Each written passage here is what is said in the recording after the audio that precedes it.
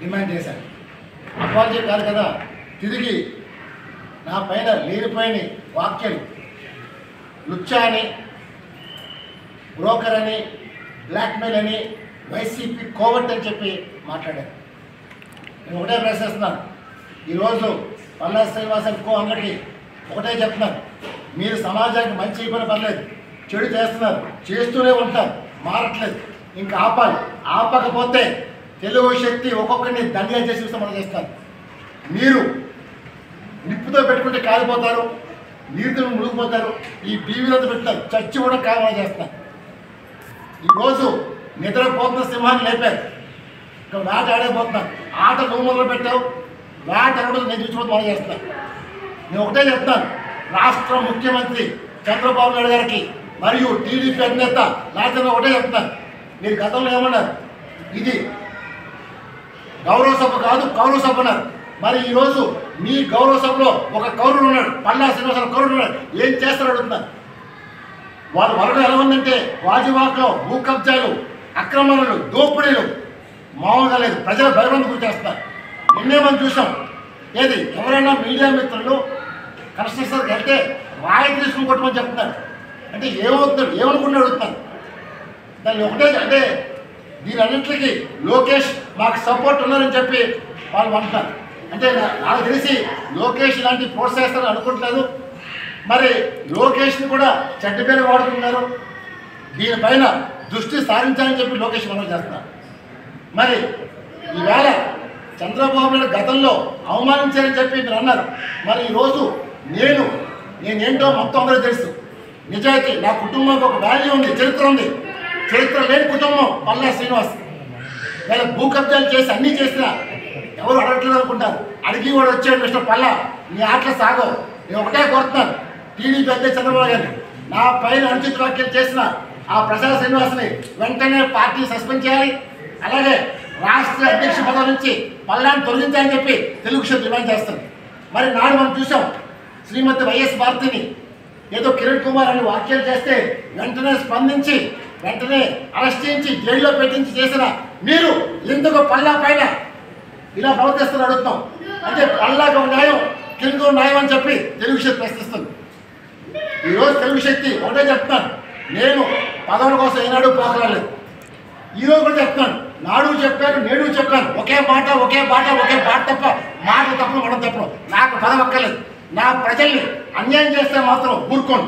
అది ఎవరైనా సరే, టీడీపీ అయినా, బీజేపీ అయినా, జనసేన అయినా, సిపిఐ అయినా, వైసీపీ ఎవరైనా అటువంటి ఈరోజు పంచభూతాల్లో గాలి, నీరు, నిప్పు, ఆకాశం, భూమి ఎలాగైతే ఉన్నాయో ఈవేళ పేద, బడుగు కొనుక్కునేది కూడు, గూడు, విద్య, ఆరోగ్య, ఉపాధి, ఈ 5 కూడా ఎవరైనా దౌర్భాగ్య స్థితిలో మనం ఉన్నాం. ఇది కాన్స్టిట్యూషన్ గవర్నమెంట్ అడుగుతారు. ఈరోజు మాట్లాడితే పథకాలన్నీ ఇవని చెప్పి ప్రజలు బిచ్చకాలు చేస్తున్నారు. ప్రజలు బిచ్చకాలు కాదు, విఐపీలు, ప్రజాప్రతినిధులు ఎవరైతే ఎమ్మెల్యేలు ఉన్నారో, ఎంపీలు ఉన్నారో వీళ్ళు ప్రజాసేవకులు. అంటే తెలుగులో చెప్పాలంటే మగాడైతే ఒక పాలేరు పోస్టు, ఆడదైతే ఒక పని మనిషి పోస్టుని బాగుందో పనిచేయాలి. కానీ బీజేపీగా మారిపోయి ప్రజల్ని పీడించుకుంటారు. ఇంక ఈ ఆటలు చెల్లవడం చేస్తాను. నేను ఒకటే డిమాండ్ చేస్తాను, రేపు నుంచి ఎవరైనా సరే ప్రజల దగ్గరికి మీరు వెళ్ళాలి తప్ప వాళ్ళు రాదు. సిస్టమ్ మార్చాలి. ఈరోజు మీకు 2 లక్షల రూపాయలు చేతి వేస్తాం, అలవాటు చేస్తాం, ఏం చేస్తాం, ప్రజలు సేవ చేయడం కోసం. మరి మన ముఖ్యమంత్రి చంద్రబాబు గారు ఒకటే చెప్పారు, నేను ముఖ్యమంత్రిని కాదు ప్రజాసేవకుడు చెప్పారు. మరి ముఖ్యమంత్రి గారు ఆదర్శ భాషిస్తుంటే ఎమ్మెల్యేలు, ఎంపీలు ఏం చేస్తారు అర్థం కావట్లేదు. ఈవేళ ఎలాగైపోయిందంటే ఎంతసేపు దాచుకుందాం, దోచుకుందాం, దండుకుందాం, పెంచుకుందాం, పాకుకుందాం ఇవే చూపిస్తారు తప్ప నా రాష్ట్రాన్ని, నా తెలుగు జాతిని అభివృద్ధి చేద్దాం, ముందుకు తీసుకెళ్దాం అనే ఆలోచన ఎవరికి మనం చేస్తాం. ఒక 5% ఉంటే ఉండొచ్చు, కానీ మిగతా అక్కట్లేదు. ఈరోజు మనం చూసినట్లయితే శారదాపీఠం విషయంలో ఎవరు ఆ టీడీపీ నాయకుడు కాపాడుతున్నారు. అంటే గతంలో వైసీపీ ప్రభుత్వం అంతేగా ఉన్నారు శారదాపీఠాన్ని, ఈరోజు కూటమి ప్రభుత్వం కాపాడుతుంటే ఈజిప్ట్ నాట్ సేవని అడుగుతాను. పవన్ కళ్యాణ్ ఈజిప్ట్ నాట్ సేవని అడుగుతాను. హిందూ సంప్రదాయం చెప్పి, హిందూ మతం అని చెప్పి మతం ముసుగులో డ్రామా ఆడుతున్నా అలాంటి శారదాపీఠాన్ని ఎందుకు మాట్లాడి అడుగుతాను. 15 ఎకరాల భూమిని కాజేస్తే తెలుగు శక్తి పోరాడింది. ఆ భూమిని వెనక్కి తీసుకుంటాను. మేము పోరాడితే ఫైల్ వెనక్కి వెళ్తే సీఎం పేసి ఫైల్ వెనక్కి వచ్చింది. అంటే ఒక టీడీపీ నాయకుడు ముఖ్యంగా పల్లా శ్రీనివాస్ ఏం నడిపాడు. మరి ఇలాంటి వ్యక్తి ఏం చేస్తాడు అడుగుతాను. ఇప్పుడేదో నాకు మంత్రి పదవి వచ్చేస్తుందంట, మళ్ళీ ఎక్స్టెన్షన్ వచ్చేస్తా అని చెప్పి కలగంటారు. అంటే ఇలాంటి లోఫర్ని పార్టీ ఉంచుదని అడుగుతున్నాను. ఎందుకంటే ఒకటే డిమాండ్ చేస్తున్నాను, ఎవరైతే తెలుగుదేశం పార్టీకి ఒక సాంప్రదాయం ఉంది, బూతులు మాట్లాడు, మరి ఈవేళ పల్లా శ్రీనివాసు సాంప్రదాయాన్ని మట్టి కలిపి ఇవాళ ఇష్టాలుగా మాఫియాగా అయిపోయాడు, మేకవని పుల్లే మారాడు పల్లా శ్రీనివాసరావు. మరి ఇలాంటి వ్యక్తిని చర్యలు తీసుకుంటూ ఆల్రెడీ ఇప్పటికే ఢిల్లీలో సిబిఐకి అప్పచెప్పాను, హోమ్ మినిస్టర్కి అప్పచెప్పాను, ఇంకా రిపోర్ట్స్ చాలా వచ్చినాయి. అలాంటి వ్యక్తిని నిజంగా చంద్రబాబు నాయుడు గారు మీరు ఎంక్వైరీ కమిషన్ చేస్తే పల్లా శ్రీనివాస్ గాలిలోకి చేసిన అరాచకాలు అంతా ఇంతా కాదు, ప్రజల్ని భయభ్రాంతులకు గురి చేస్తున్నారు. ఈరోజు అలాంటి వ్యక్తిని తెలుగు శక్తి గతంలోనే మేము ఎవరు తప్పు చేసి ఊరుకోలేదు. డెఫినెట్గా ఒకటే డిమాండ్ చేస్తాను, చంద్రబాబు నాయుడు గారికి నేను ఒక సైనికుడి మాత్రం పనిచేశాను, సైనికుడు దేశం కోసం ఎలాగైతే పనిచేస్తారు ఎంతగా వానగా అలా పార్టీ కోసం పనిచేస్తాను తప్ప పదవి కోసం ఆశించలేదు. ఎవరైనా రూపాయి ఇస్తే నాకేంటి అడుగుతారు, లక్షలు పెట్టిన పార్టీ కోసం ఏ పదవి ఆశించలేదు. పదవి నాకు ముఖ్యం కాదు, సమాజమే దేవాలయం, ప్రజలైన దేవుడు చెప్పిన ఎన్టీఆర్ స్ఫూర్తితో చెప్తాను. ఇక్కడ పైన ఎవరైనా సరే సెంట్రల్ అయినా స్టేట్ అయినా పోలీస్ అయినా అపోజిట్ అయినా పొగలైనా పోలీస్ అయినా వన్స్ నేను వచ్చిన తర్వాత ఆట ఆడేస్తాను. ఇప్పటికైనా సరే మైండ్ సెట్ మార్చుకొని ఈ వేళ చెప్తున్నాను, అన్న నందమూరి సాక్షిగా తెలుగుదేశం పార్టీని కాపాడే మీరు వచ్చే తప్ప రక్షించడం కాదు. ఈరోజు కొంతమంది వైసీపీ కోవట్లని పార్టీలో చేర్చుకొని ఈవేళ పార్టీని విడిచిపెట్టిస్తున్నారు.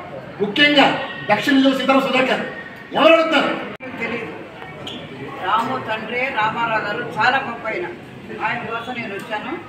ఆయన ట్రస్ట్ పెడుతున్నాడు, నాకు చాలా సంతోషంగా ఉంది. ఆయన ఎంతోమందిని చెప్పారు, ఒకటిద్దరు కాదయ్యా, 40 సంవత్సరాలు ఆయనకు నేను చెల్లుగా ఉన్నాను.